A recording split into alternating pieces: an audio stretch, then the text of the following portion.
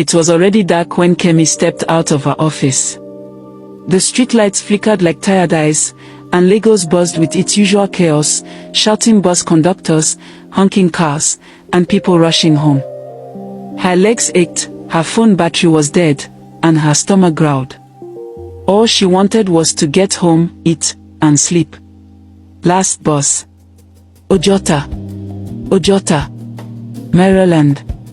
Maryland, a conductor shouted, hanging from the door of a yellow bus. Kemi hurried towards it. The driver's face was half hidden under his cap, but his voice was calm. "Fine girl, enter. The last seat is there." She slid into the seat beside a woman clutching a nylon bag. Kemi leaned on the window and sighed, thinking of her small rented room waiting for her. Outside, Lagos lights blurred as the bus began to move. Her eyes felt heavy. Just a short nap, she thought. Just a few minutes till we reach Maryland. But when she opened her eyes again, there were no lights, no buildings, only darkness, trees, and strange voices whispering in the night. Her heart froze. "Driver, where are we?" she stammered.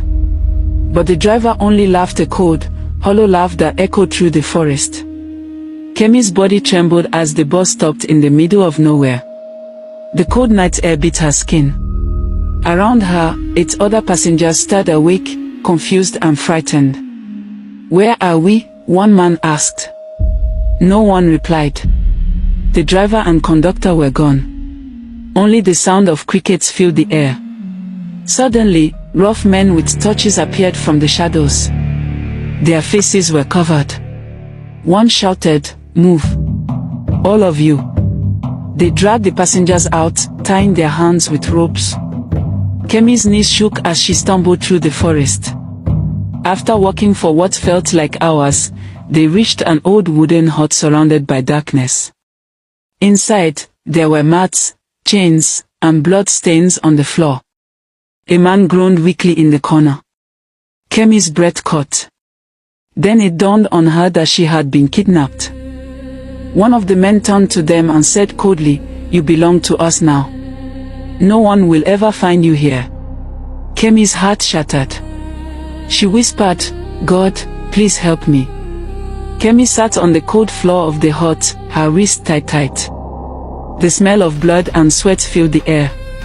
One woman beside her sobbed quietly, another man kept muttering prayers. Kemi tried to stay calm, but fear crawled through her chest like fire. From outside, she heard laughter, the kidnappers eating and joking as if they were not monsters. One of them entered, his eyes red and cruel. "If you try to run, you die faster," he warned, slamming the door. Kemi turned to the young man beside her. "I'm Kemi," she whispered. He replied weakly, "My name is Toby. I work in a hospital." Across the room, a young lady lifted her head and said, "I am Maria. My car broke down before I took that bus." The three exchanged terrified glances. They didn't need words to know the truth, none of them might leave the forest alive. That night, Kemi couldn't sleep. Every creak, every footstep outside made her heart race. Suddenly, a loud scream pierced the night. Everyone froze. The door flew open, and 2 kidnappers dragged a man out, and the man was kicking and begging for his life. Kemi and the others pressed their faces to the cracks in the wall. They saw firelight flicker outside, heard chanting, then a sickening silence. Minutes later, the kidnappers returned, blood splattered on their shirts. One dropped something wet on the floor. It was the man's shirt, soaked in red. Maria began to cry uncontrollably. Toby clenched his fist. "We need to escape," he whispered. Kemi's throat tightened. Escape? In a forest they didn't even know. But deep down, she knew it was their only chance. Because every midnight, one person vanished, and never came back. And tomorrow night, it could be her turn. By morning, the kidnappers brought them watery pap and dry bread. No one ate. The forest was silent except for the distant cries of unseen animals. Kemi's stomach churned, not from hunger but fear. One of the men shouted, "Stand up. No talking." He walked around like a guard dog, his machete glinting in the sun.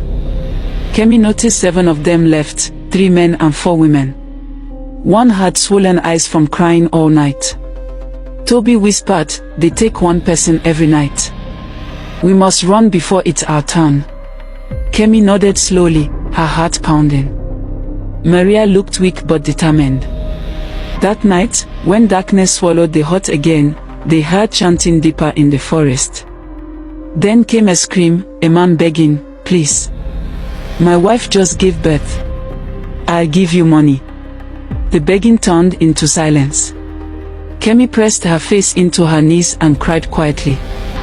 The next morning, the kidnappers dragged back what was left of the man who had begged for his life. His shirt was torn, his chest open. Kemi turned her face away and vomited. The others wailed, but the kidnappers only laughed. One of them shouted, "If anyone talks too much, you go next." Silence filled the hut again. Even breathing felt dangerous. Toby whispered, trembling, "That man said his wife just had a baby. He offered them millions, and they still killed him." His voice broke. "They are not human, Kemi." Maria hugged her knees, whispering prayers under her breath. Kemi stared at the door, her eyes red and swollen. Every minute felt like her last. She thought of her mother who would have been trying her line relentlessly, wondering why her phone was off. Tears streamed down her face. "Mama," she whispered, "please pray for me wherever you are." That night, the forest echoed with cries and prayers. Each captive called on their God, others chanted in strange tongues. Hope was fading fast. Kemi knelt on the cold ground, whispering, "Lord Jesus, please don't let me die here." Her voice trembled, but she kept praying. Maria joined her, tears streaming. Outside, thunder rumbled far away. The kidnappers sat by the fire, drinking and laughing, their machetes glinting in the flames. Kemi's body shook, but her spirit burned with one thought: she must leave. When the kidnappers dozed off, Toby leaned close and whispered, "Tomorrow night, we would have to escape." Kemi nodded weakly. Maria's eyes widened with fear, but she agreed. They held hands and prayed one last time. It was the first flicker of hope they had felt in days. By the next evening, Kemi, Toby, and Maria had made up their minds. They would run or die trying. The kidnappers had grown careless, drunk on their evil victories. One of them always slept by the door, but tonight his bottle lay beside him, half empty. As midnight neared, the 3 crawled quietly toward the back of the hut. Kemi's heart beat so loud she feared it would wake the guards. Toby used a small sharp stone to cut through the rope around their hands. It took forever, but finally, the ropes loosened. "Now," he whispered. They slipped out into the night, running barefoot through the thick forest. The air smelled of rain and fear. Behind them, a shout broke the silence. "They are escaping." Torches lit up. Voices roared. The forest came alive with chaos. Kemi ran faster, her breath sharp, her eyes fixed on the darkness ahead. Branches slapped Kemi's face as she ran. Her legs ached, but she didn't stop. Behind her, torches flickered like angry fireflies, and voices shouted, "Catch them. Don't let them escape." Maria tripped and fell, her scream slicing through the night. Toby pulled her up, but the kidnappers were getting closer. "Keep running," he shouted. They reached a small stream. The water was cold, rushing fast. Toby helped them cross, but their wet clothes slowed them down. Suddenly, a gunshot echoed. Maria cried out. It missed, but barely. "We can't outrun them forever," Kemi panted. "We must hide." They crawled under a fallen tree, pressing their bodies into the mud. The kidnappers passed by, their torches waving wildly. For a moment, everything went quiet. Then a low voice said, they are near. Spread out. Kemi held her breath, her heart thumping like a drum in the dark. They waited, barely breathing, but fate was cruel. A beam of light hit Kemi's face. "Here," a voice shouted. Before she could move, rough hands dragged her out from under the tree. Maria screamed as another man grabbed her. Toby fought back, punching one kidnapper, but a gun handle struck his head. He fell, bleeding. The kidnappers tied them again, tighter this time. "You think you can run?" one sneered, kicking Toby's side. "Tomorrow night, you die first." Back in the hut, Kemi cried silently. The air smelled of smoke and blood. Maria's face was swollen from slaps. Toby lay weak, barely speaking. When the guards left, Kemi whispered, "We almost made it." Toby smiled faintly. "Don't lose hope," he said, his voice breaking. But deep inside, Kemi knew the next midnight, someone among them would surely die again, and it could be anyone.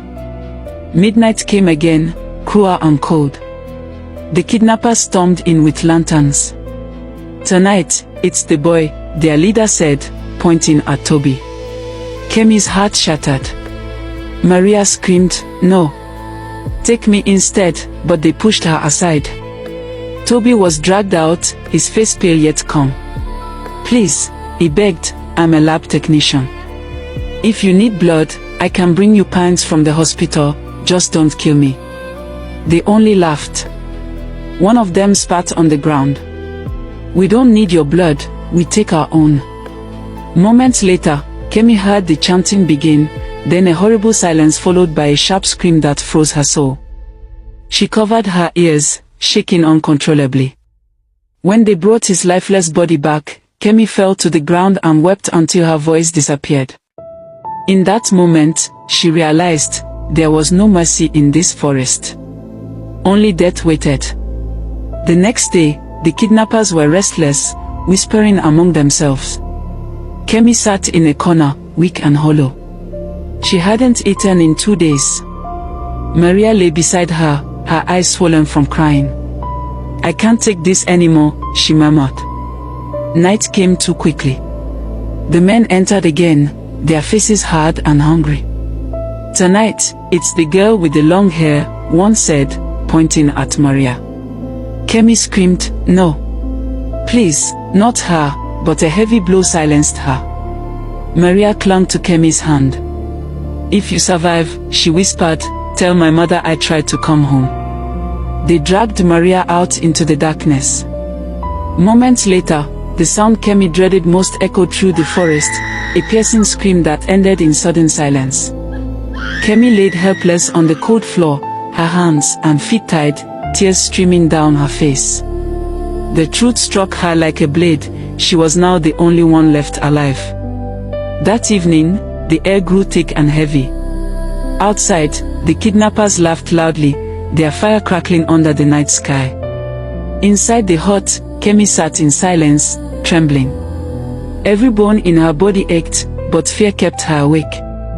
She had seen too much death, too much horror, to even dare close her eyes again. In that moment, she knew if help didn't come soon, by the next sunrise, she would be gone too. One of the guards entered, pointing at her. "You. Tomorrow night, it's your turn." His words sank deep into her soul like a knife. When he left, Kemi broke down completely. She cried until her voice faded. Then she began to sing, a soft hymn her mother used to sing during storms. "Lord, deliver me, save me from evil," she prayed. Her voice filled the room, trembling but strong. Lightning flashed outside, followed by distant thunder. Kemi looked up through her tears. "If you are still God," she whispered, "show yourself tonight." It was her final prayer before dawn broke. Midnight came with heavy rain. The kidnappers gathered around the fire, preparing their ritual tools. Kemi sat trembling, her hands and legs still tied, whispering prayers beneath her breath. One of the men rose and said, "It's time. Bring her out." As they approached, another man shouted, "Wait." I said tomorrow, not tonight. Shut up, the leader barked. We will finish it now. They began to argue. Voices rose, curses flew, and suddenly one struck the other with a stick. Chaos broke out, men shouting, fighting, knives flashing. Thunder crashed above them like a voice from heaven. Kemi felt something loosen on her wrist and legs.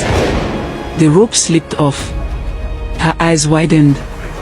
Without thinking, she quickly crawled out through the side of the hut and ran into the forest. The rain poured harder. Lightning struck nearby. Behind her, a scream echoed, and one of the kidnappers asked the other, "Did you just hit me?" Kemi kept running. Kemi ran barefoot through the forest, branches tearing at her skin. The storm roared, but she didn't stop.